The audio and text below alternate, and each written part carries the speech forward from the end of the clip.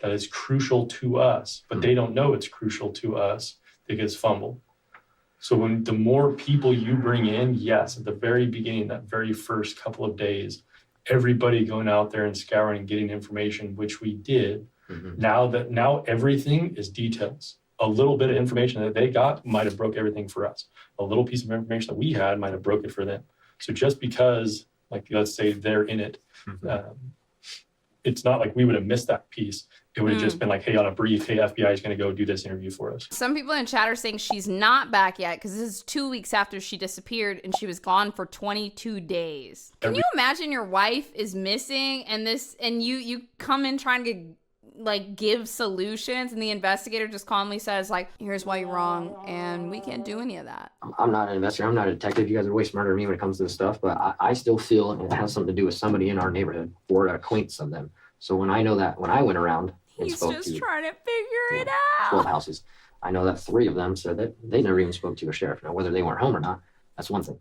So to me, there's frustration there. I'm pissed off. Like, well, everybody in this whole neighborhood should have been locked down and their houses should be searched, whether they're sex offenders or not. Of course, I don't know if that's the way things work, but to me, that's the way things work. Dude, Keith is just trying to get stuff done. And this man, he's being self-respectful, but this guy's pushing back on him. And I mean, God, the amount of monotone that he's giving back to him, that would stress me out so much. If your spouse was missing, I need you to be just as engaged as I am. I need you to be on your feet. He's being so respectful, but at the same time, he's like, look, I know you guys got a lot of other cases going on, but we need to lock down all the houses in the neighborhood and search them. Flamingo said, do you think that they're suspicious of him now? Personally, I don't think that they are suspicious of Keith at all. It just sounds like they're doing what they can with the resources they have. They're trying to calm a guy down that's looking for his wife. This guy is devastated. I just don't know what I'm supposed to do. I told you I got my checklist and it says do everything. And I got people from the FBI, basically, I can't say any names, telling me that I need to get them more involved because they will not get involved unless Shasta County says we need you to get involved. And I'm sure they're involved, but you know what I mean? I just take over, I guess. And for as far as the FBI to take over, we have to have a federal crime. We don't have a federal crime at this point. If we can prove that somebody took over state, then yes. Well, I was about to say I need me somebody like Keith, but I kind of do. My boyfriend would be having a panic attack on the floor every morning if I went missing. Jesus Christ. But I was thinking about it. My exes back in the day, they would have been like, yeah, it was good. Nah, she's still not back yet. Where you at? Let me come by your house just in case she turn up. 15? All right, see you. Guys, you deserve better. At this point, after this last week or 10 days that we've been working, obviously we mind you out. You're out. So then now we're at a crossroads. We're either a stranger or known person, or she walked out. Definitely no way. We're investigating either one. Stranger, we have the FBI doing stuff for us. Okay. They're looking through the cell phone tower data. They're looking through all of the... They are working with the FBI to do certain things, but they think that she might have walked out of the house herself. The data points. Anything on her phone that you guys found at all? Yes. And I can share that or no? We can talk about it, but not a shared issue. I'm not going to tell anybody. What are they going to say? That's what we were going to start talking about. So regarding the stranger investigation, FBI is doing everything with the cell phone tower data, cell phones, pings and who was in this area based on cell phone usage. People are saying that they can tell if the phone was going 5 miles an hour and then 25 miles an hour. Is that something that's possible? No.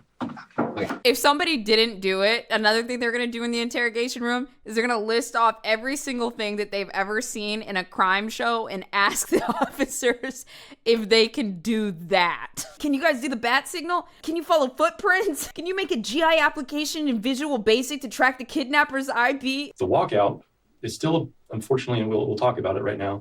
It's a bigger possibility now than it was day 1 or day 5. So the reason why I flew out of state is we found that she'd been in contact with somebody over the last several years, through email, through phones, through lots of different aspects. The conversations were romantic in nature. We looked into that. We tried to see if there was any connection to Sherry going back to him or going back with him or him sending somebody to take her out. So we looked into all that. And then we ultimately flew out to talk to him. within those text messages, there were text messages leading to believe that it kind of sounds like there was plans for her to be leaving. Oh, no, kid! I did not expect that. I want to think of who it is that we talked about it. If you give me a name, I'll tell a name, but at this point... I mean, I feel like I should be in the loop on this, but I don't know. James, David... So the name doesn't matter, the facts matter. Okay. Between oh my for the whole God, case. Dude. I had no idea that when Sherry came back, the police were already on to her, that they thought she left. So that's why we flew out. They were in contact the day before she went missing. So we have that. So now we have this aspect of when we go and talk to him, she's talking about, the negative things of marriage, not the positive. Like oh my God, she was talking to all these little... I can't handle this. He's telling Keith that she was talking trash about him in the text. Dude, I'm gonna cry. I do know that she's the kind of girl that if there's an argument, like whoever that person is, she'll lead on, that it's worse than it is or whatever to get the comfort from that person. I mean, her sister and I were talking about it because that unfortunately is how she is. So. And I agree with that. And that's based on everything you see. Based on the people I've talked to. Yeah. Not even how she writes, just based on facts that I know versus stories that she's told. They're not there. They don't match. Yeah. Obviously, and this is freaking me out, this one, so I would like to do all that I can, and I really want to think about this, and I need something to think about. So, I mean, I will do whatever you need to promise that I won't talk about it to anybody, but I need to know. I need to know what's on that. Should be not shared. Or if you could tell me the state, maybe I can put it together with who that person is. He's still defending her. Oh my God. So that story is she went to, I want to say Minnesota or something like that. So I don't know if that's where you went. What happened? One of those states for AT&T. We were kind of in an argument at that time. I sent her some flowers to her room. Long story short, I found out she went to dinner with a guy. Oh. I got super pissed. She came back. It was before we had kids. And I was like, what are you doing? This is like the worst thing, fucking ever. Why would you ever do something like this? Oh my God, he sent flowers to the room and another dude might have been there. I'm gonna say a prayer for Keith tonight. Did they have an affair then? No.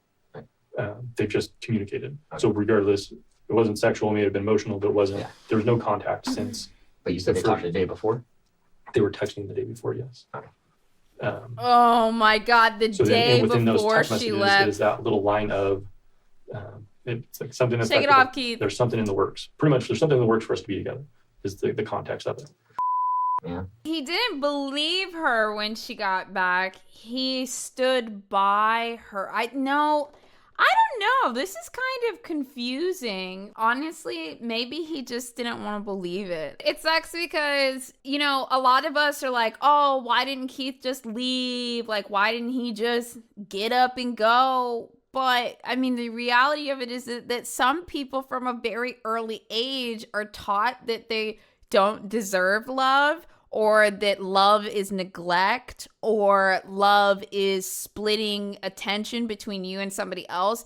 And this is just the story they live in. And in fact, they feel more comfortable being neglected or cheating on, it reminds me of something really interesting. Somebody that I had known for a really, really long time, she was cheating on her boyfriend. And I was like, dude, what the way later I found out that her mom was always cheating on her dad. And so this was very normalized to her. I guess what I'm trying to say is on one hand, one person is taught that being neglected is love and that's okay, right? And then on the other hand, somebody is taught that cheating, you can still be in love if you're cheating and that's okay. Is it we should be together type text messages, or is it just I'm going through a rough marriage and we should meet up? A little bit of both.